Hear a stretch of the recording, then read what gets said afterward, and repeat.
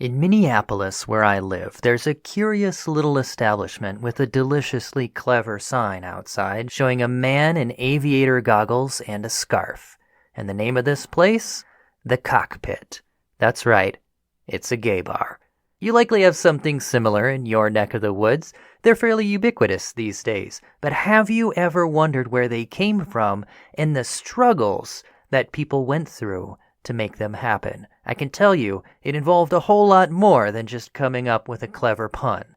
Today, we feature Joey Brunelle of the podcast Born Yesterday, who's going to tell us all about the history of gay bars. That's what we're talking about today on the History of Sex Showcase.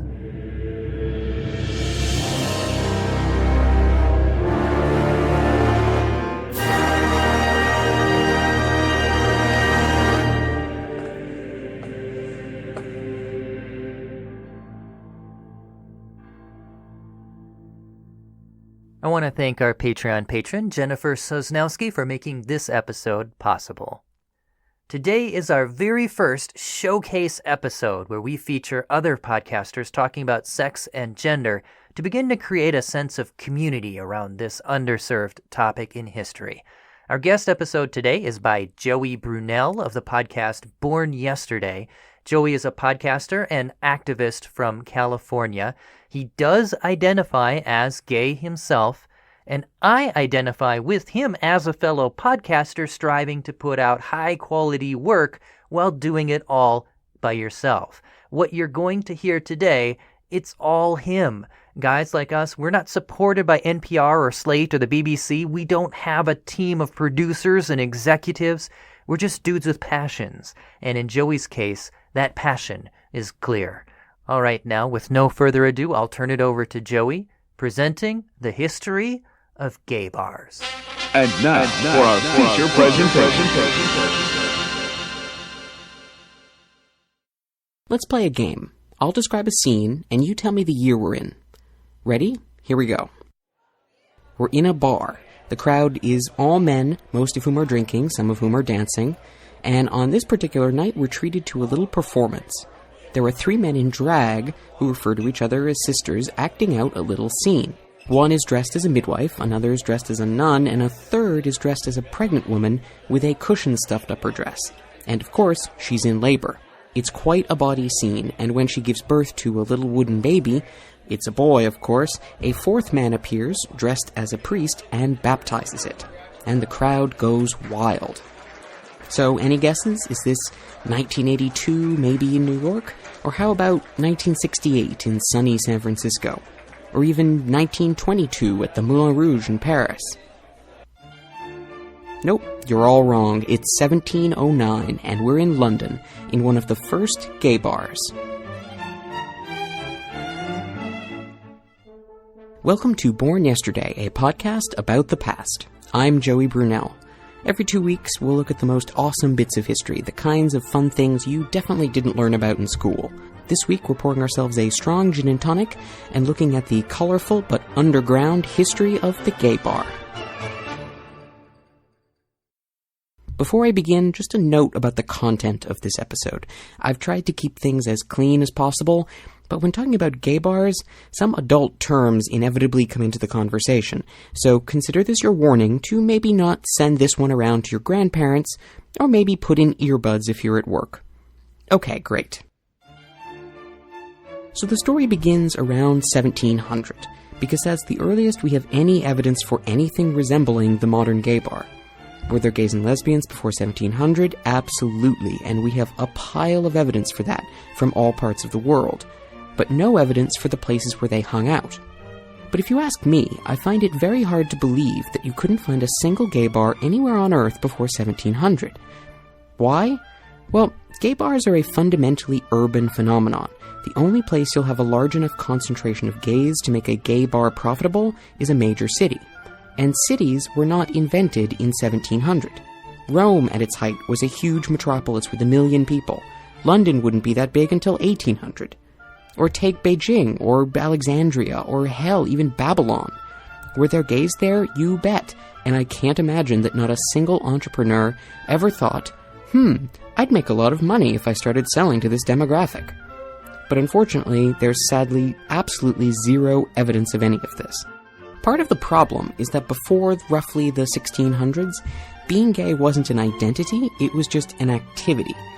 Just because you messed around with people of the same gender once in a while, it didn't mean anything. It just meant that you did that once in a while. Ours is a culture obsessed with identities. We think that everything you do should be part of your identity. If you drink coffee, you should be a coffee snob. If you play golf, you're a golfer. But the ancient world just didn't work that way. So you could hook up with a boy every so often and still be married to a woman. But that started to change roughly around the European Renaissance, though I don't really know why. We start seeing laws against sodomy across Europe being strengthened. In 1497, the Spanish monarchs made sodomy a crime equal to treason. In 1532, the Holy Roman Empire, which was neither holy nor Roman nor an empire, made sodomy punishable by death. The year after, English passed, and I'm not making this up, the Buggery Act, and buggery was a capital crime until 1861. As European cities were growing out of the Middle Ages, suddenly society was worrying a whole lot about what kind of sex people were having. And I suspect that once these activities were forced underground, the gay underground subculture started to develop. Because by the time we get to London in around 1709, things look pretty well established. For one thing, the English language had already acquired its first slang term for gays, mollies, not to be confused with the drug or Irish prostitutes. And there are things called molly houses, inns or taverns where mollies would congregate for an evening, or for a night. Luckily for historians, molly houses started appearing simultaneously with investigative journalists, so that's how we know just about everything we know about them. A man named Ned Ward, an investigative journalist, wrote a first-hand account of what went on inside molly bars. The scene I described at the top of the show, with the men in drag and the fake birth and all that, it was lifted almost verbatim from Ned Ward's testimony. Here, listen to this and tell me if it sounds at all familiar. There are a particular gang of sodomitical wretches in this town, who call themselves the Mollies, and are so far degenerated from all masculine deportment or manly exercises that they'd rather fancy themselves women, imitating all the little vanities that custom has reconciled to the female sex, affecting to speak, walk, tattle, curtsy, cry, scold, and to mimic all manner of effeminacy, not omitting the indecencies of lewd women, that they may tempt one another by such immodest freedoms to commit those odious bestialities that ought forever to be without a name. Is that 18th century London or San Francisco pride? But the molly houses were frequently raided by the authorities, who shut them down and arrested their patrons. The most famous raid was in 1726, when police shut down a handful of molly houses in the span of a month. Dozens of gay men were arrested, some found with their pants unbuttoned, and most were released due to lack of evidence. But some were fined or imprisoned, and 3 were hanged. One of the molly houses shut down in the raid was actually a coffee house run by a woman named, and I'm not making this up either, Margaret Clapp. I think she might be the first fag hag in recorded history. She's described as a married straight woman who just loved the company of her gay patrons. She arranged for entertainment and private lodgings for her customers, and would even get them alcoholic drinks from the tavern next door for a price. Mother Clapp, they called her. She was so beloved that a gay man showed up at the prison with enough money to pay her bail. But she and her mollies were ratted out by one of their own. A man named Mark Partridge had been publicly outed by a former lover, and when the police learned about him, they conned him into being an informant. He took a constable to molly house after molly house, including Mother Clapp's, introducing him to his friends as his husband. I have to give this constable credit for acting so naturally amongst dancing and kissing gay men that no one ever suspected he was the police. The constable later testified for the court the following. I found between 40 and 50 men. Sometimes they would sit on one another's laps, kissing in a lewd manner and using their hands indecently. Then they would get up, dance and make their curtsies and mimic the voices of women. Then they'd hug and play and toy and go out by couples into another room on the same floor, to be married, as they called it. Incidentally, after the Great Raid of 1726, some guy wrote a long treatise going on at great length about how evil the Sodomites were. But he did say that they were, quote, really very good customers where they frequent. If you're wondering what's going on in America at this time, don't. There weren't big cities in the colonies yet, and the colonists were generally unfriendly towards homosexual behavior. In 1624, a man was tried and hanged in the Virginia colony for sodomy, and at the end of the 17th century, 2 men were convicted of sodomy in New York State. One was strangled, the other was put into a sack and thrown into the Hudson. But things in France were much, much better. The French had laws in the books against sodomy like everyone else, but they gradually lessened the punishment until it was equal to public drunkenness.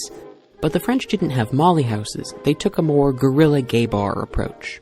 Groups of 15 to 30 men would arrange to meet at a certain tavern on a certain night. This was probably fun, but wasn't quite the rowdy bar culture that existed in larger London at the same time. Then, in 1791, during the French Revolution, a group of, quote, sodomite citizens petitioned the new French Republic to decriminalize homosexuality. They succeeded, and France became the first European nation to do so. This change also applied to all of France's overseas colonies, so it was kind of a big deal. And that's pretty much everything we know about gay bars in the 18th century. Unfortunately, that's also pretty much everything we know about gay bars in the 19th century, too. The trail goes very cold, mostly because the homophobic prudes of the Victorian era never, ever talked about anything gay, unless it was in the context of scandals or a hanging. But were there still molly houses, or whatever molly houses evolved into? I'm almost certain of it. I can't imagine that there were molly houses for the better part of the 18th century, then they disappeared, not to be revived again until the 20th. Instead, I think what happened was that they lapsed from the record because the writers of the 19th century didn't know how to talk about them. Let me explain. In 19th century Britain, gay men were still being arrested and imprisoned at a rate of about 50 per year in London alone. At every trial I've read, including Oscar Wilde's, the subject of prostitution comes up. These men engaged prostitutes. They went to male brothels, said the prosecutors. But there are 2 very weird things about this. First, if there were as many brothels in London as are referenced in the court records, there must have been one on every block. Second, almost every time an accused man testified about these prostitutes, they made no reference to any money changing hands. Instead, he bought his companion beer or liquor or dinner.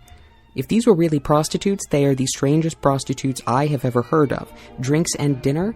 That's not a prostitute, that's a date. So here's my guess as to what happened. The hetero-Victorian authorities just couldn't conceive of homosexuals having lives equivalent to their own, much less sex lives, and since they already considered gays lewd and uncivilized, they just lumped them in with other unacceptable activities, like prostitution. So the 19th century molly houses were just called brothels. In fact, there are writings going back to the late 17th century that mention sodomites congregating around places they called brothels, including brothels around the site where Buckingham Palace now stands, by the way. My hunch is that Molly House only came into use, briefly, because that investigative journalist in 1709 infiltrated the gay underground and found their word. But most of these weren't really brothels in the true Nevada sense of the word. Even the White Swan, a so-called brothel raided in 1810, seemed to be part lodge, part pub, part bathhouse, and part drag theater. These were gay bars, places where gay men would meet, drink, carouse, and be entertained.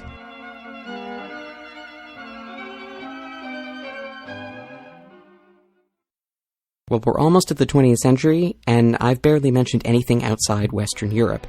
I should probably remedy that.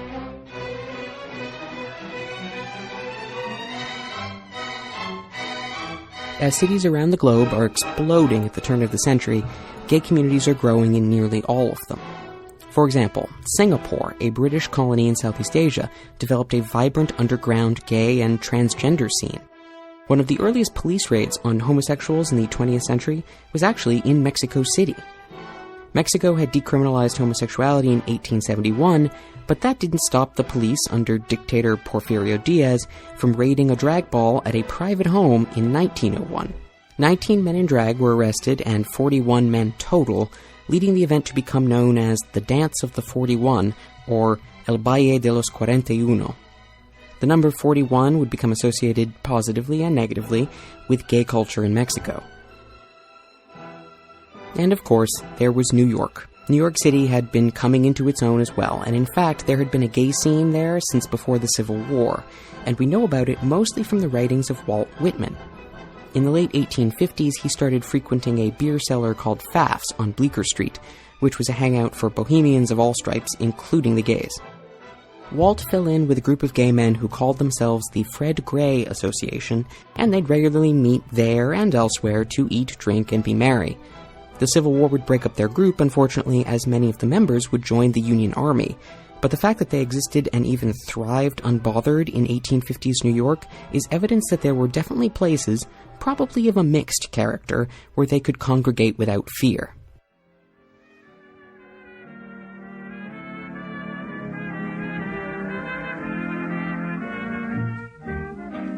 In the 1910s and 20s, gay culture exploded into the urban mainstream like never before.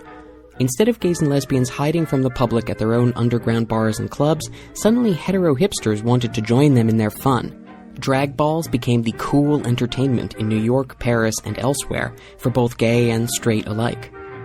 The first openly gay bar, possibly in the world, the Cave of the Golden Calf, opened in London in 1912. I say the first openly gay bar because there have been plenty of underground gay bars before this time, but this one advertised itself publicly as a place given up to gaiety.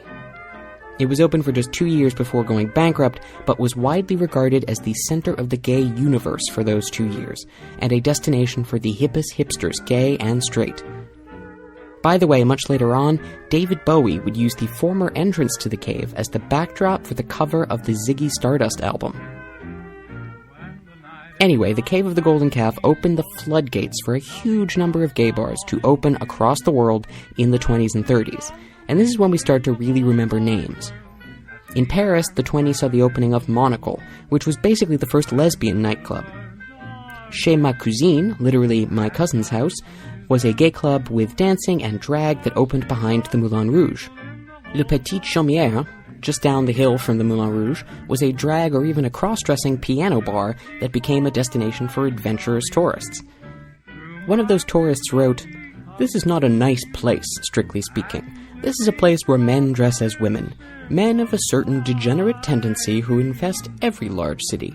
If, however, you do not want to see these freaks cavort around and swish their skirts and sing in falsetto and shout, 'Whoops, my dear,' this is the place to see them. Nothing is said of a coarse nature, and you leave quite as unsullied as when you entered. It's meant to be funny. Take it that way, rather than to bother to analyze it or to be shocked."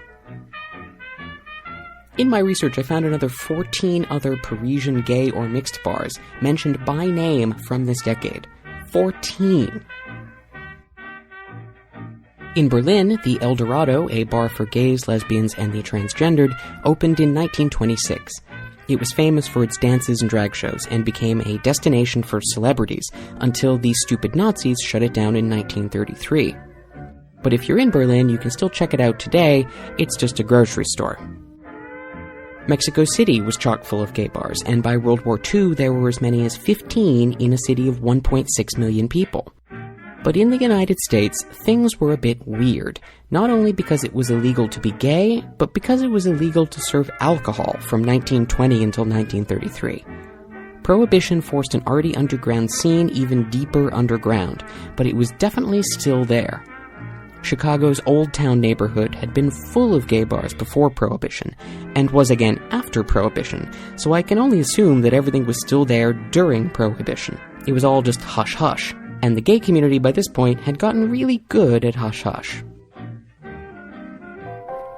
But in 1933, our long, sober nightmare was finally over, and new bars of every shape, size, and color sprung up absolutely everywhere. Here's where we get into a bit of an argument, though, because every one of the bars that claim to be the oldest still operating gay bar in the US date back to the same year, 1933. There's Casino in Seattle, of all places.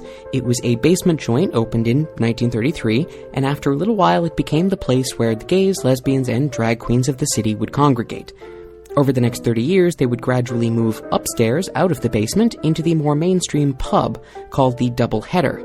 You can still find the Double Header and the Casino pool room in Pioneer Square in Seattle today, but it's no longer a gay bar, it's just a normal sports bar. And while this gay bar is old, I think I have to disqualify it, because in 1933, when it first opened, it wasn't actually a gay bar. It just became a gay bar over time. Then there's Lafitte on Bourbon Street in New Orleans, which opened in, you guessed it, 1933. It started as a gay speakeasy, then after Prohibition became instantly a gay bar, with gas lamps and period decor. Its real name is actually Lafitte's Blacksmith Shop, and considering that the building it's in was built before 1772, maybe at one point it was a blacksmith shop. Nobody really knows. But that's not its original building. Originally, it was next door. In 1953, they lost their lease and had to move it to where it is now. It might be a technicality, but I think it's enough to hand the crown to the next in line. And the bar next in line is the White Horse Inn of Oakland, California. The White Horse Inn opened in, say it with me now, 1933, and it isn't an inn, it's just a neighborhood pub, with pool tables, bar stools, and glasses hanging from the ceiling above the bar.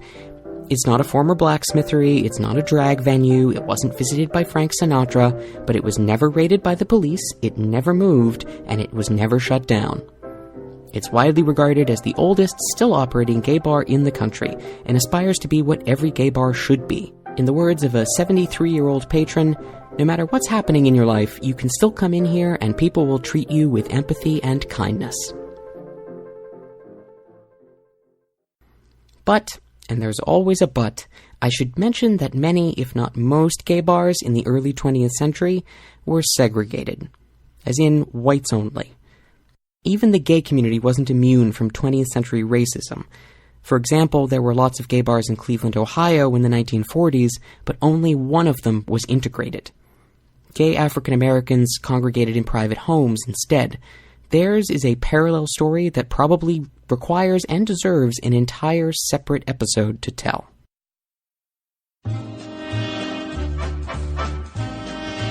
After everyone came back from World War II, there were gay bars in just about every major and minor city in the country.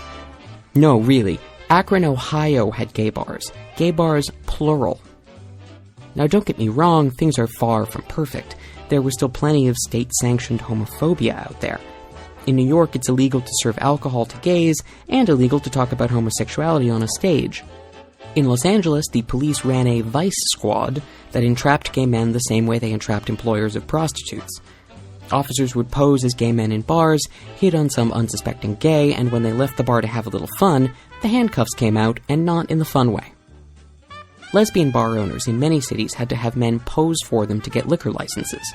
Bars were still raided across the country, and even when no one was charged with anything, their names, addresses, and employers were published in the newspaper the next day, which destroyed way more lives than prison time did. Still, many bars tried to avoid raids by, for example, having strict rules about dancing too close or socializing too much. Others paid off the police, and others still stayed underground with secret passwords and signals, like a well-placed handkerchief. But things were about to really start changing. Fighting for freedom overseas soon turned into fighting for freedom at home. Gay bars would become more than just underground watering holes, they'd become centers of political activism. And San Francisco was where this all started.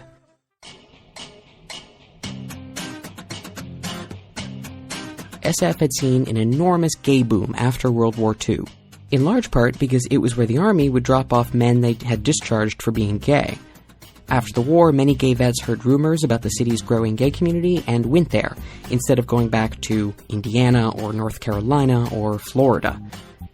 Into this environment stepped the Black Cat Bar, just north of the financial district. It had originally opened in 1906, right after the 1906 earthquake, but it didn't become a gay bar until a straight man named Saul Stewman bought it in the mid-40s. After that, it became a hub for bohemians, beats, and gays, including both John Steinbeck and Jack Kerouac. Part of Kerouac's On the Road is actually set in the Black Cat. It was so open, so radical, that in 1951, the Army put it on a list of places that soldiers were prohibited from entering. In 1948, not long after Saul took over the Black Cat, the SFPD had their liquor license revoked on some trumped-up charge. Instead of just taking it, though, Saul made a stand, the first stand, and took the city to court. Eventually, the California Supreme Court got involved, and they ruled that the city couldn't actually shut down a bar just because gay people were hanging out there. The state of California then turned around and just changed the rules for liquor licenses to allow revocation for, quote, resorts of sexual perverts. This triggered another lawsuit, this time by an Oakland gay bar, and subsequently the new rule was deemed unconstitutional too. The police would continue to raid the Black Cat, but now it and other bars were organizing and lawyering up. Saul Stewman alone would spend tens of thousands of dollars of his own money fighting the city and state in court, until he ran out of money and had to close the bar for good in 1964. But while it was open, the Black Cat would become the headquarters of LGBT activism in San Francisco. At the encouragement of the management, gay men and lesbian women were allowed to be open and themselves at the bar. Every night before closing, they would sing a song of solidarity towards the city jail across the street, specifically at the gay men who had been arrested in raids the night before who were still being held. LGBT support organizations were organized by people who either met at the bar or worked at the bar. On top of all that, a man named Jose Sarria, who was a waiter and drag performer at the Black Cat, ran for city supervisor in 1961, becoming the first openly gay man to run for political office anywhere in the United States. The support groups soon turned into political activism groups, the first gay rights groups, which in the parlance of the time were called homophile groups, or part of the homophile movement. New York City was a particularly important hotbed of this activity, and a lot of the excitement centered around the city's policy towards gays and bars.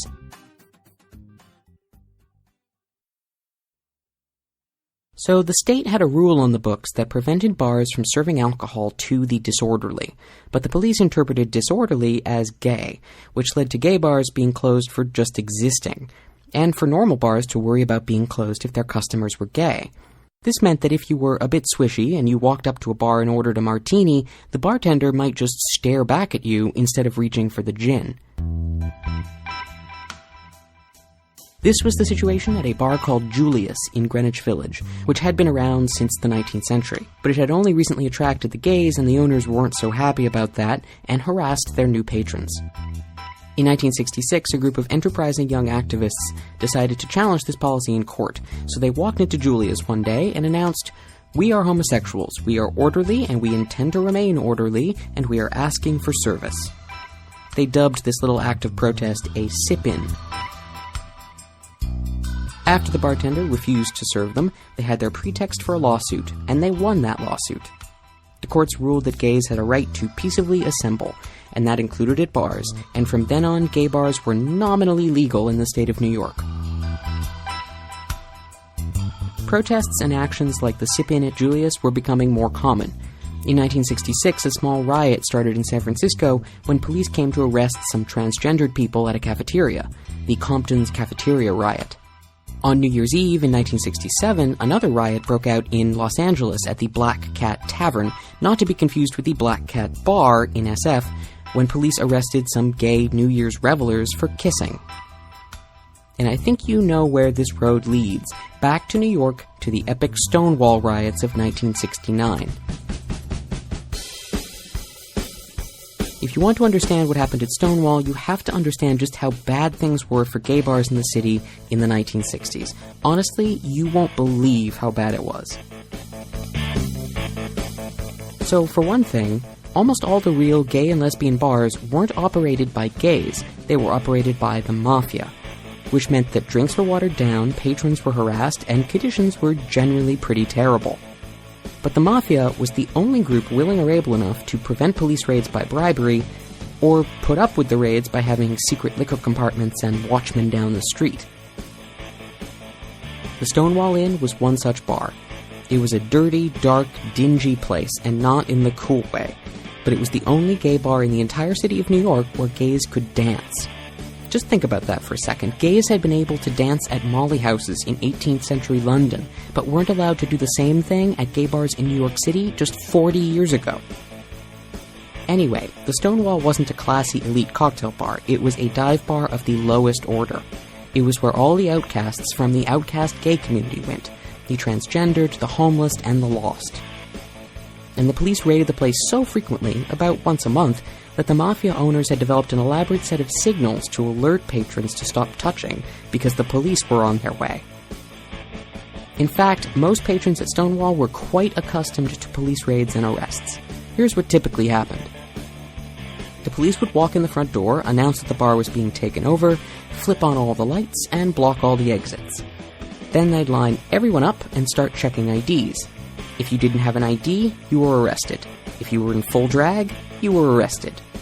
If you were dressed as a woman, you were taken into a back room and an officer would confirm your biological gender. If you were male but dressed as a woman, you were arrested. If you were female but you wore less than 3 pieces of feminine clothing, you were arrested. Doesn't this sound like a fun time?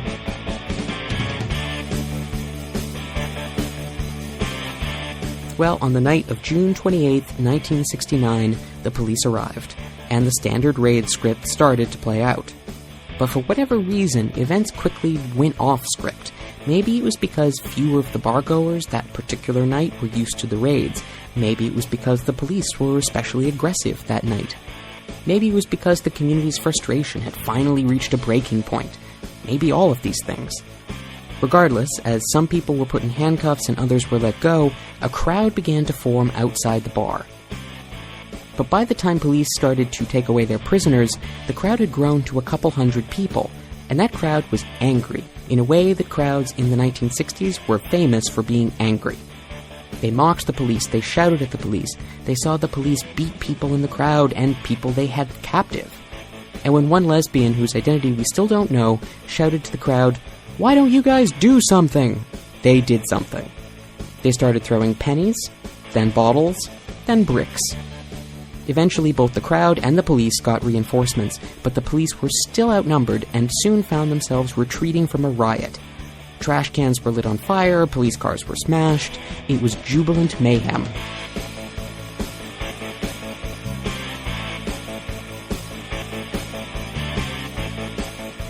But the importance of Stonewall was the aftermath, not the destruction itself. In the wake of this night's events, the gay community started to crawl out of the shadows, to climb out from behind their secret bars and blacked-out windows. After finding gay power at Stonewall, they began to develop the confidence to be themselves publicly, and then demanded their rights. Gay rights organizations continued to spring up, more normal people turned into activists, and all because one night in 1969, the police tried to take their booze. This, of course, would lead to a world of changes over the next 4 decades, but through it all, bars continued to be a place of refuge, of entertainment, and of activism. I'll end this story back in San Francisco, just 4 years after Stonewall in 1973. I left my heart. 2 lesbians opened a bar at 17th and Castro Streets. In a sign of things to come, they installed huge plate glass windows on 2 sides, facing the busy street. It was the first gay bar in the country to dare show itself to the world. They named it Twin Peaks, after the hills you can see out those windows. It's still there today, and let me tell you, they make a mean Irish coffee. Cable cars climb halfway to the stars. The morning fog may chill the air. I don't care. Well, that's this week's episode. If you like what you heard, I wouldn't mind if you liked our Facebook page at facebook.com/bornyesterdaypodcast. Also, would you do me a solid and leave a nice review on iTunes? Just search for Born Yesterday in the iTunes store and drop a note there. And remember, history doesn't repeat itself, but it does rhyme.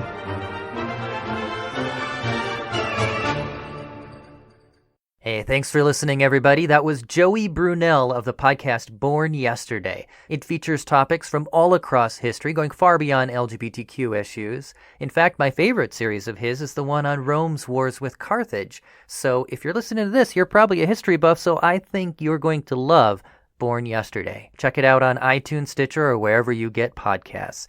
All right, that's it for today, folks. I'm BT Newberg, and this has been the History of Sex Showcase.